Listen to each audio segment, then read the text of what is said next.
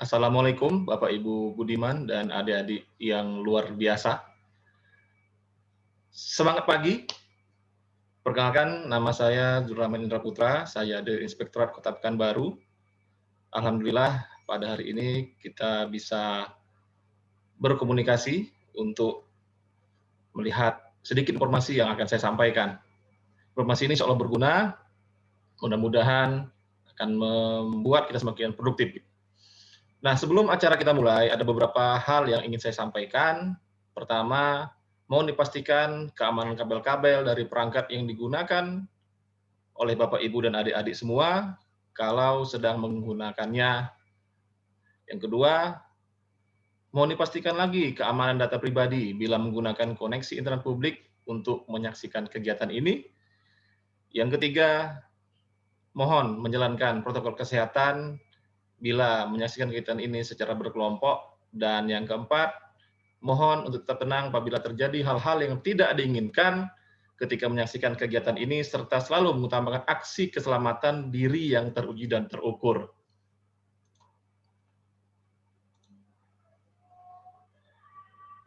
Nah, baiklah Bapak, Ibu-Ibu semua dan adik-adik yang luar biasa, singkat perkenalan saya bernama Zulrahman Indra Putra, saya berasal dari Inspektorat Kota Pekanbaru. Ya. Nah, ini judul dari informasi yang saya coba bagikan pada kesempatan kali ini. Langkah kecil untuk negeri. Ya. Nah, Bapak-bapak, Ibu-ibu, dan adik-adik semua, bagaimana bila pada suatu saat kita ditanyakan oleh orang, betulkah Indonesia merdeka? Ini sebuah pertanyaan bersifat retoris, ya. Karena apa? Karena faktanya kita sudah merdeka pada tanggal 17 Agustus 1945, ya. Dan kemerdekaan itu bertujuan untuk satu, melindungi segenap bangsa Indonesia dan melindungi seluruh tumpah darah Indonesia. Yang kedua, memajukan kesejahteraan umum. Ketiga, mencerdaskan kehidupan bangsa. Keempat, menjaga ketertiban dunia berdasarkan kemerdekaan, perdamaian abadi, keadilan sosial. Itu tujuan dari kemerdekaan kita yang sudah diproklamirkan lebih kurang 75 tahun yang lalu. Nah, apakah bisa Indonesia mencapai cita-cita tadi? Nah, apakah Indonesia memiliki kesempatan, memiliki potensi untuk memenuhi cita-cita tadi? Ternyata Indonesia itu adalah sebuah negeri yang kaya raya. Kita bisa menyaksikan dari clipping beberapa informasi berikut ini, ternyata dari laut saja kita sudah memiliki potensi kekayaan yang luar biasa.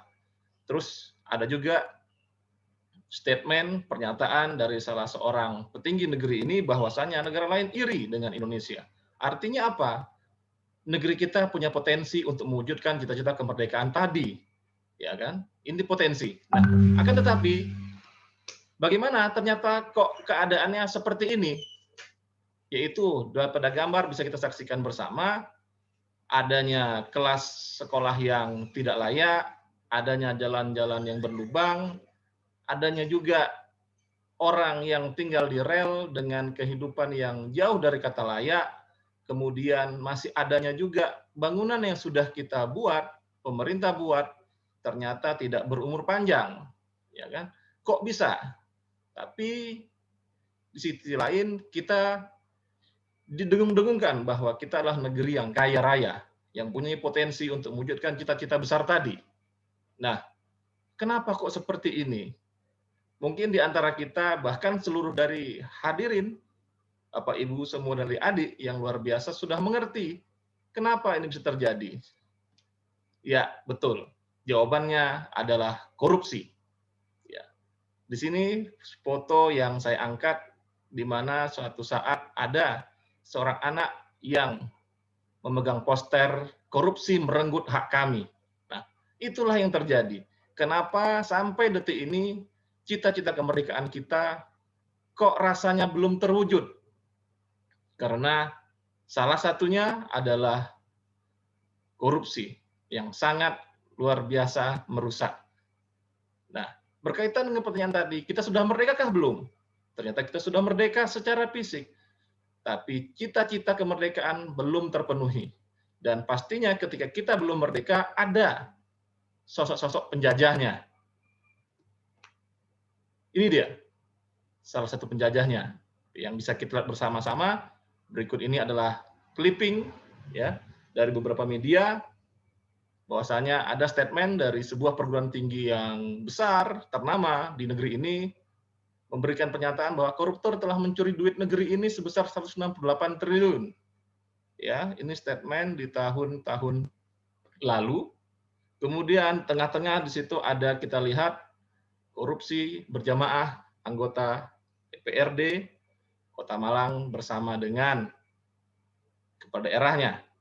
Luar biasa, eksekutif dan legislatif. Dua-duanya terlibat. Nah, adapun di sebelah kanan kita melihat ternyata ada sosok seorang perempuan memakai pakaian dinas sebuah institusi negara. Institusi negara yang mana dalam teori trias politika menjadi institusi yudikatif. Jadi apabila kita melihat ini, kita sudah bisa membaca bahwasanya tindakan korupsi ini ternyata penyakitnya sudah sangat kronis karena melibatkan 3 institusi negara, eksekutif, legislatif, dan yudikatif. Nah, pertanyaan besar korupsi itu apa, ya kan? Nah, di sini saya coba bawakan 2 definisi. Pertama, definisi versi Kamus Besar Bahasa Indonesia, cetakan tahun 90, bahwasanya korupsi itulah penyelewengan atau penggelapan uang negara atau perusahaan untuk keuntungan pribadi atau orang lain. Nah, itu definisi pertama. Definisi kedua, perbuatan melawan hukum yang memperkaya diri sendiri atau orang lain yang dapat merugikan keuangan negara atau perekonomian negara. Ini definisi dari Undang-Undang Nomor 31 Tahun 1999 Pasal 2 Ayat 1. Nah, dari definisi tadi kita bisa membaca adanya unsur-unsur korupsi tadi itu apa? Pertama, perbuatan melawan hukum. Ya, yang kedua merugikan keuangan negara atau perekonomian negara. Yang ketiga memperkaya diri sendiri atau orang lain. Apa penyebabnya sih? Kok bisa ya tadi ada 3 kelompok melakukannya? Pertama itu dorongan atau pressure. Ini biasanya penyebab dari eksternal si pelaku. Yang kedua adanya kesempatan, opportunity. Yang ketiga adanya rasionalisasi, pembenaran. Kemudian adanya kemampuan, capability. Dan yang kelima ya, yang sangat penting ya, itu rusaknya integritas atau lack of integrity dari si pelaku. Ini faktor penyebab dari terjadinya korupsi. Nah, berdasarkan undang-undang tadi, maka ternyata korupsi itu memiliki beberapa bentuk, memiliki beberapa muka. Ya, total semuanya ada 30 bentuk korupsi yang apabila dikelompokkan akan menjadi 7 rumpun kelompok besar. Pertama, kerugian keuangan negara. Ya, berbentuk 2 bentuknya. Kemudian suap menyuap ada 12 bentuk, mohon maaf, 12 bentuk. Kemudian yang ketiga, penggelapan dalam jabatan ada 5 bentuk, pemerasan ada 3 bentuk, perbuatan curang 6 bentuk, benturan kepentingan kepada pengadaan barang dan jasa 1 bentuk, dan gratifikasi itu ada 1 bentuk. Ya, ini bentuk-bentuk tidak pidana korupsi yang ternyata memiliki banyak muka. Ya, ini pengetahuan dasar. Nah, berikutnya, ketika ada korupsi, apakah tidak ada cara atau strategi yang digunakan untuk memberantas korupsi ini? Nah, berdasarkan roadmap KPK dalam pemberantasan korupsi Indonesia tahun 2011 sampai 2023, ternyata ada grand strategi pemberantasan korupsi yang dilaksanakan oleh KPK. Pertama, yaitu pencegahan terintegrasi. Pencegahan terintegrasi ini antara lain pembangunan sistem integritas nasional, ya, kemudian mengedukasi dan mengkampanyekan SIN tadi kepada seluruh kepentingan dengan tujuan perubahan mindset dan perilaku. Nah, kegiatan kita pada saat ini salah satunya adalah bentuk dari pencegahan yang terintegrasi tadi. Dan di antara pencegahan terintegrasi tadi adalah bahwasanya KPK juga berkoordinasi dengan instansi-instansi yang melakukan upaya pencegahan, seperti instansi APIP, instansi lainnya juga, serta adanya supervisi pencegahan kepada sektor layanan publik. Yang kedua, strateginya adalah penindakan yang terintegrasi, yaitu penindakan atas grand corruption pada setiap fokus area di masing-masing fase. Yang ketiga adalah pencegahan dan penindakan yang terintegrasi. Artinya ini mengkombinasikan strategi pertama dan kedua. Artinya pencegahan dilaksanakan ya sebagai bentuk recovery atas penindakan yang sebelumnya sudah terjadi. Artinya misal pada suatu organisasi sebelum sudah ada penindakan dari KPK atau dari APH lainnya. Ya. Kemudian setelah penindakan tadi untuk membantu recovery-nya maka akan ada tindakan yang bersifat pencegahan dan supervisi. Nah, adapun juga penindakan yang terintegrasi dengan pencegahan adalah bahwasanya ketika pencegahan yang sudah dilakukan pada masa-masa sebelumnya ternyata dirasakan kurang maksimal, maka diadakan penindakan atau penegakan hukum. Nah, pertanyaan tadi, integritas, ya kan? Dalam strategi tadi adalah strategi pertama, yaitu pencegahan yang terintegrasi. Dan di situ ada kosakata integritas. Nah, integritas itu rupanya bertindak secara konsisten atau terus-menerus antara apa yang dikatakan dengan tingkah lakunya sesuai dengan nilai-nilai yang dianut. Baik nilai-nilai dari kode etik di tempat dia bekerja atau nilai masyarakat ataupun nilai moral pribadi. Itulah integritas. Nah, pertanyaannya, apakah ada nilai-nilai yang aplikatif yang bisa diterapkan dari integritas itu? Atau apa sih tanda-tanda orang berintegritas atau ciri-cirinya? Nah, kita bisa melihat ternyata ketika merumuskan nilai-nilai integritas itu ke dalam 9 nilai-nilai integritas yang apabila kita buatkan akronim dia akan menjadi Jupemandi Tang Rasna Bedil. Jujur, peduli, mandiri, disiplin, tanggung jawab, kerja keras, sederhana, berani, dan adil. Ya, di sini kita bisa baca Bapak Ibu dan adik-adik semua yang luar biasa bisa mengetahui apa sih jujur itu. Ya, jujur, lurus hati itu tidak berbohong dan tidak curang. Peduli, peduli artinya menghiraukan orang lain, perhatian kepada orang lain. Mandiri, tidak bergantung kepada orang lain. Disiplin, taat aturan. Tanggung jawab, yaitu siap menerima akibat dari perbuatan yang dilakukan. Kerja keras, gigih, dan sungguh-sungguh dalam melakukan sesuatu. Sederhana, ya, tidak berlebih-lebihan. Adil, berani. Ya, berani atau tidak gentar menghadapi bahaya ataupun kesulitan. Sementara adil, yaitu tidak sewenang-wenang atau berlaku sepatutnya. Inilah nilai-nilai integritas yang kita coba sampaikan kepada Bapak Ibu semua dan adik-adik yang luar biasa dengan harapan Bapak Ibu semua tergugah mau untuk menjadi pribadi-pribadi berintegritas, mau menerapkan nilai-nilai ini tadi dalam kehidupan pribadi-pribadi Bapak Ibu dan adik-adik semua. Ya, kenapa? Karena ini merupakan tindakan aksi melawan korupsi yang menghambat tercapainya cita-cita kemerdekaan bangsa kita. Nah, ini saya bilang tadi, gerakan 3M. Ya, gerakan 3M tadi itu berkaitan dengan integritas, yaitu mari kita mulai dari diri sendiri. Ya, tak perlu sementara ini kita mengajak orang lain kalau diri sendiri ternyata belum. Jadi mari kita mulai dari diri kita sendiri. M yang kedua, mari kita mulai dari saat ini. Dan M yang ketiga adalah mari kita mulai dari hal-hal yang kecil. Hal-hal yang kecil berkaitan dengan integritas itu adalah malu berbuat celah.